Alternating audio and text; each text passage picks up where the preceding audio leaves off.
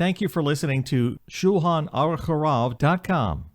May one use a door knocker on Shabbos? You come to your house, you come to somebody else's house, you don't have a key, or you need them to let you in. There's a beautiful door knocker there for that exact purpose of informing people of your presence. May you use it on Shabbos? Or must you use your hands, and in the case that it's cold and you are wearing gloves in an area with an Eruv, you'll have to take off your gloves and start banging? What's the halacha? So this subject enters us into the sugya of making noise on Shabbos. And no, we are not referring to making noise when the parents are sleeping, which is certainly forbidden, but making noise using an instrument for whatever purpose you see fit, such as in our case example, to knock on the door and get in. So it all begins with a decree of the Chachamim as recorded in the Gemara, in Maseches Eruvin 104a, that the sages prohibited one from sounding music on Shabbos due to a decree that you may come to fix a musical instrument. Now this prohibition includes sounding any sound with the intent of making it into a tune or melody. However, if one's intent is simply to make a noise and not a melody or tune, then we find the following differentiation in the Poskim. In the event that the instrument that you are using to make this noise is not designated for noise making, such as a fork, a knife, a spoon, your hands, then it's permitted to make noise with it on Shabbos, so long as your intent is not to sound a tone of music with this noise. So I'm allowed to bang a fork on the table to get people's attention. I'm allowed to bang on the door using a fork to get into the house. And obviously I may use my hands for doing so as well. Although those who follow the Gra are stringent in this matter, nonetheless this is the final ruling in custom to permit noise making with instruments on Shabbos, so long as the intent is not to make a melody and you're not using an item designated for noise making. However, if the item is designated for noise making, here's where we come to the controversy.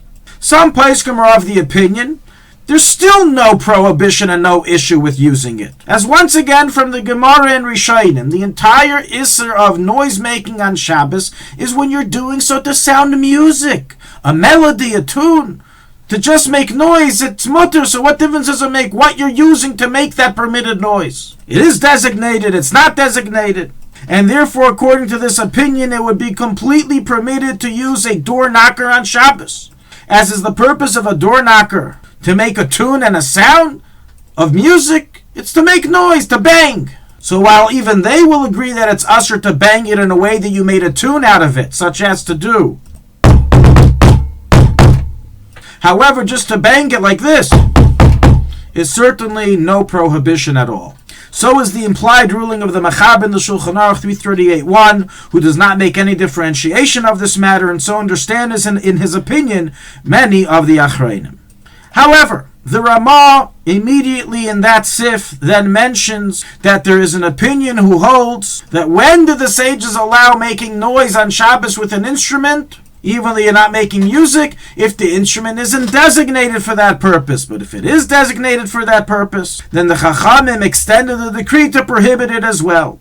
And the Alter Rebbe records this opinion in the Shulchanaruch 338 halacha 1 and explains that the reason for this decree is because you may come to fix the noise-making item if it breaks. Practically, the Ramah, the Alter Rebbe, the Achreinim conclude that the custom is like the latter opinion of the Ramah.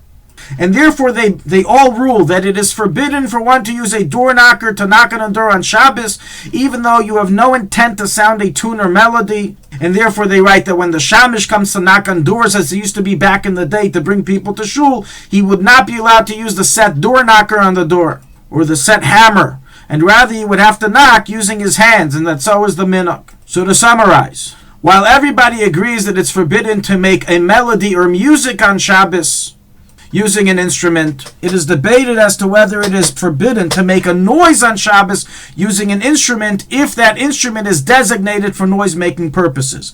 And the final ruling is that we do consider it forbidden to do so. Therefore, it is forbidden for one to use a door knocker on Shabbos to knock on a door, being that it is designated for that purpose. However, to use another item that's not designated for that purpose, even we agree that it is permitted to be done without question.